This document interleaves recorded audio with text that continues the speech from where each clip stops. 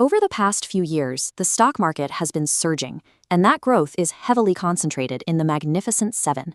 The Magnificent Seven refers to a group of the largest, most dominant technology companies driving the current boom in artificial intelligence. Profits are climbing, valuations are stretching, and the momentum feels entirely unstoppable. But as these valuations climb, a massive physical vulnerability is opening up. This multi-trillion-dollar market rally relies entirely on one specific, highly constrained physical choke point. That choke point is copper. When most people hear the word copper, they immediately picture loose pennies or old plumbing behind a wall. But think about what actually powers the modern world. Artificial intelligence data centers, modern electric vehicles, the United States power grid, and every major defense system, they all require massive amounts of this specific metal to function. Because these top tech companies now make up over a third of the market index, a squeeze on this single material could bring the entire structure down. To understand the scale of this problem, look at the physical footprint of artificial intelligence. A traditional data center requires around 5,000 tons of copper, but a modern data center built specifically to house these massive new AI systems can consume up to 50,000 tons per facility. Then add the demands of the global energy transition. An electric vehicle, or EV, uses battery packs in large motors instead of an internal combustion engine.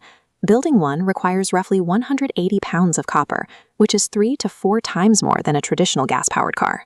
And that is before you factor in the inescapable base-level demand. The U.S. power grid is aging and requires hundreds of thousands of tons of copper every year just for replacement transmission lines. At the same time, the military is consuming vast amounts to build modern rocket systems and defense infrastructure. We are witnessing a simultaneous global push to build artificial intelligence infrastructure, electrify transportation, and upgrade national grids. This creates a coordinated global supercycle of demand that is nearly impossible to interrupt. Investors often assume physical commodities work exactly like tech stocks. If you need more software, you write the code, and it scales instantly in the cloud. But you cannot download geology. Physical mining is incredibly slow and prone to friction. This animated timeline shows the core bottleneck. On the top, you can see the handful of months it takes to construct a data center. Below it is the timeline required to permit and dig a single copper mine. Globally, it takes 17 to 18 years to bring a new mine online. In the United States, due to permitting and environmental approvals, it takes up to 29 years. And this bar chart reveals the immediate problem. The United States requires about 2.5 million tons of copper per year. But between domestic mining and recycling, it only produces about 1.72 million tons. That leaves a massive 30% supply gap. Worse, global supply is actively shrinking. Recent estimates show supply falling by roughly 500,000 tons due to severe disruptions. There was a fatal mudslide at Grasberg, the second largest copper mine in the world. Flooding hit a critical mine in the Congo, and political instability continues to slow production in Peru. We are now entering a structural deficit. This represents a long-term shortage of 150,000 tons integrated into the global economy, arriving just as the tech industry's requirements are accelerating. This collision of low supply and high demand brings us to an economic concept called pricing power. Most materials can be swapped out if they get too expensive, but copper is entirely unique. This diagram shows a hypothetical $5 billion data center project.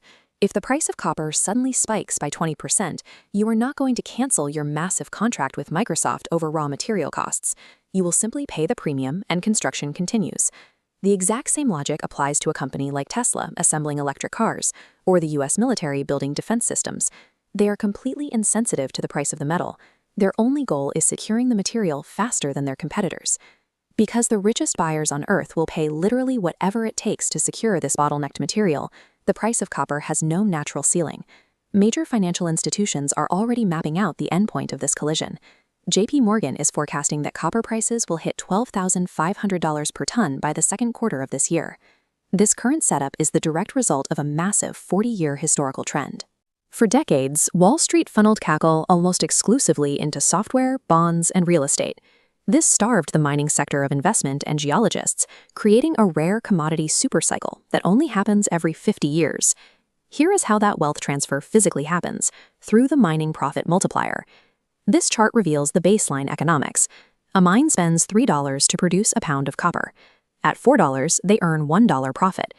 If copper hits $6, the $3 cost stays fixed, while profit stretches to $3.